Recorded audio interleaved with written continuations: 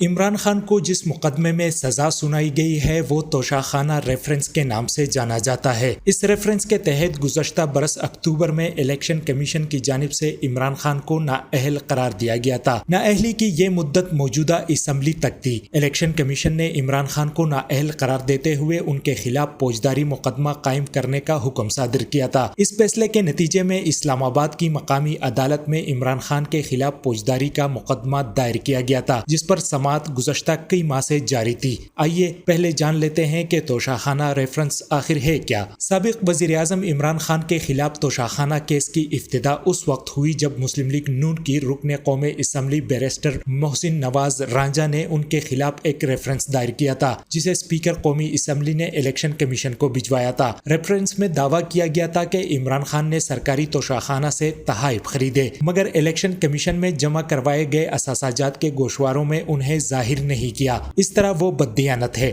لہٰذا آئین کے آرٹیکل 62(1)(f) کے تحت نااہل قرار دیا جائے۔ ریفرنس کے کاپی کے مطابق درخواست گزار نے کہا تھا کہ عمران خان پر قانونی طور پر لازم تھا کہ وہ ہر مالی سال کے آخر میں اپنی اہلیہ اور زیر کفالت افراد کی تمام تر اثاثے چھپائے بغیر الیکشن کمیشن آف پاکستان میں جمع کرواتے۔ دستاویز میں یہ الزام بھی لگایا گیا تھا کہ عمران خان نے جانتے بوجھتے توشاخانہ سے لیے گئے تحائف کو چھپایا، اور یہ کہ انہوں نے قبول کیا ہے، جیسا کہ مختلف میڈیا رپورٹس میں کہا گیا کہ انہوں نے یہ تحائف فروخت کیے، لیکن الیکشن کمیشن کے دستاویز میں ان کی فروخت بھی چھپائی گئی۔ دستاویز کے مطابق سابق وزیر اعظم عمران خان کو اپنی حکومت کے دوران کل 58 تحائف ملے، جن میں گراب کی مکہ ایڈیشن گھڑی سمیت مختلف اشیاء تھی۔ یہ تحائف عمران خان نے توشاخانہ سے 20 اور بعد ازاں 50% رقم ادا کر کے حاصل کیے۔ ان میں سے کئی ایسے ہیں جن کی لاگت 30,000 روپے سے کم تھی، لہٰذا قانون کے مطابق وہ یہ تحائف مفت حاصل کر سکتے تھے، جبکہ 30,000 سے زائد مالیت کے تحائف کی قیمت کا 20% قانون میں تبدیلی کے بعد 50%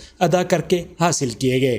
عمران خان کی حکومت کے ابتدائی 2 ماہ کے دوران لیے گئے ان تحائف میں گراب کی گھڑی شامل ہے، جس کی مالیت کا تخمینہ 8 کروڑ 50 لاکھ روپے لگایا گیا، جبکہ اسی گفٹ سیٹ میں شامل دیگر تحائف میں 56,70,000 مالیت کے کپ لینکس، 15 لاکھ مالیت کا ایک قلم اور 87,50,000 مالیت کی ایک انگوٹھی بھی شامل تھی۔ ان 4 اشیاء کے لیے عمران خان نے 2 کروڑ روپے سے زائد رقم جمع کرائی اور یہ تحائف سرکاری خزانے سے حاصل کیے۔ اسی طرح رولیکس کی ایک گھڑی جس کی مالیت 38 لاکھ تھی، عمران خان نے یہ 7.5 لاکھ کے عوض خریدی۔ رولیکس ہی کی ایک اور گھڑی جس کی مالیت 15 لاکھ روپے لگائی گئی، سابق وزیر اعظم نے تقریباً 2.5 لاکھ میں خریدی۔ اسی طرح ایک اور موقع پر گھڑی اور کپ لینکس وغیرہ پر مشتمل ایک باکس کی کل مالیت 49 لاکھ تھی، جس کی نصف رقم ادا کی گئی، جبکہ جیولری کا ایک سیٹ 90 لاکھ میں خریدا گیا، جس کی مالیت 1 کروڑ 80 لاکھ سے زائد مختص کی گئی تھی۔